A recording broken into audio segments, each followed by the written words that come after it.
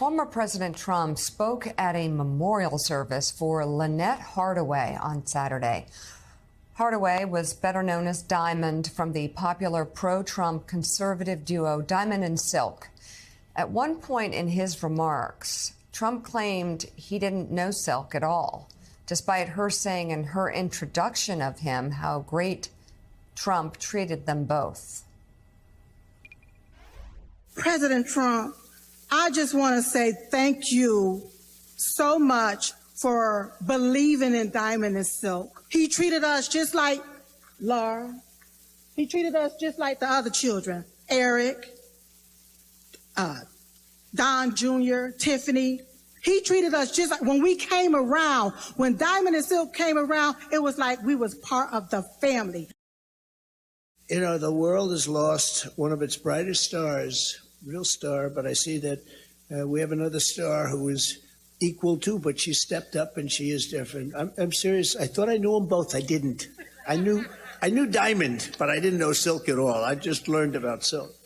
You're fantastic. What? Oh, my God. How does he say that? That's just not even...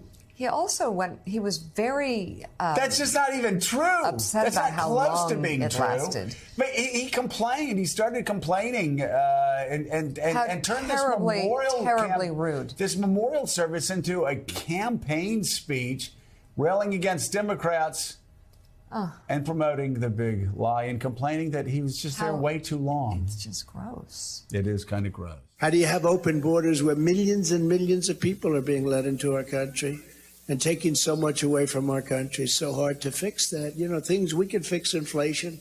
We can fix so much of what's been damaged over the last 2 years. They allowed their prisons to be emptied out into the United States of America. They allowed their mental institutions to be emptied out. Inflation was caused by energy. They stopped the energy, and all of a sudden your gasoline went from $1.87 a gallon. Alex, to I think we can do 5, 6, that. 7. Okay, So, without Charlie, actually having to see it, he also complained about how long the funeral was. And that he was only supposed to be there for 15 minutes, but it lasted so much longer that he was stuck there.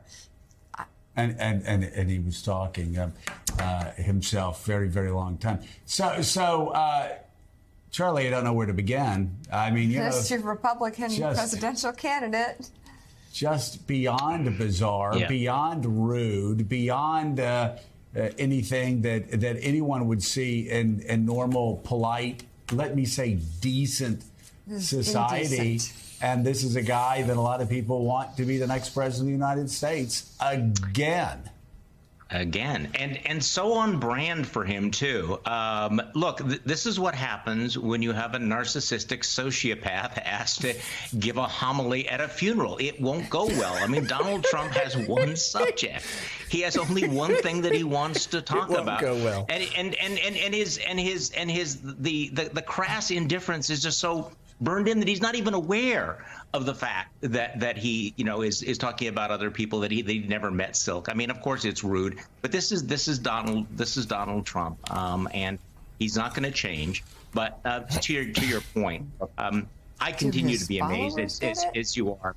Well, that's the interesting thing is, I always try to imagine the people who are watching this and going, yes, I want that man to be a role model for my children. I want that man to be the symbol of America. I want that man to have his finger on the nuclear button again. I mean, this has baffled me for 6 years. What is interesting is that as we get closer to 2024, Trump's behavior is, if anything, more erratic. Remember, Joe, that there were people who, talked themselves into believing, well, if he becomes president, he'll become more normal, or he will become presidential. He will grow into the job. It's exactly opposite, and it appears to be accelerating. But again, as shocking as it is, no one should be surprised that Donald Trump goes to somebody's funeral, says he doesn't know the closest friend, and then talks about himself the whole time because, well, he's Donald Trump. Susan Page, I don't know about you, but I've never been to a wake or a funeral service where someone begins by asking me if I can believe what the cost of high test costs at the gas station. But the thing that is interesting, and Charlie just referenced it, is after all of this time and all of this verbiage that we get from this man, there are still people in the United States of America who would look at that and be surprised at his behavior. That's incredible to me.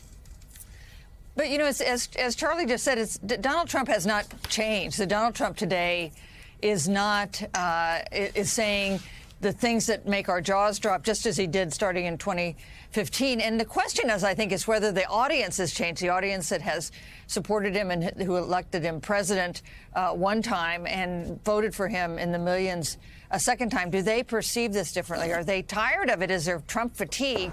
And will they embrace some of the alternatives there who are so eager to challenge him in these primaries? And I actually think we don't really know that. There are definitely signs that a lot of Republicans, or some Republicans who supported Trump, would like to have Trump policies without Trump the person. But we're going to have to, I think, go to the primaries to find out just the degree to which that is cut. I went to an event this weekend. Mika, you were at it too. Yes. And a very well-educated, very well-connected guy said, I like Trump's policies. I'll vote for him again, even though, you know, he's a little crazy at times. And I'm thinking at times. At times? He led an insurrection against the United States government. And you like his positions on quantitative easing? I mean, it's just bizarre. But they're all out baffling there. And the thing is, they're not tired of Donald Trump's behavior. They're not exhausted by Donald Trump's behavior. They're only worried that Donald Trump may lose, because I don't know if you know it or not, but Donald Trump lost in 2017, he tends to do 2018, that. 2019, 2020, and 22.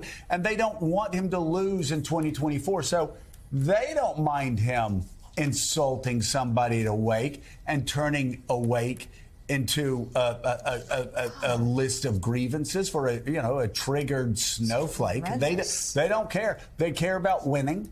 And if Donald Trump can win for them, they would still be behind him. He can't win. He just keeps losing general elections. So I think that's the only thing that exhausts them.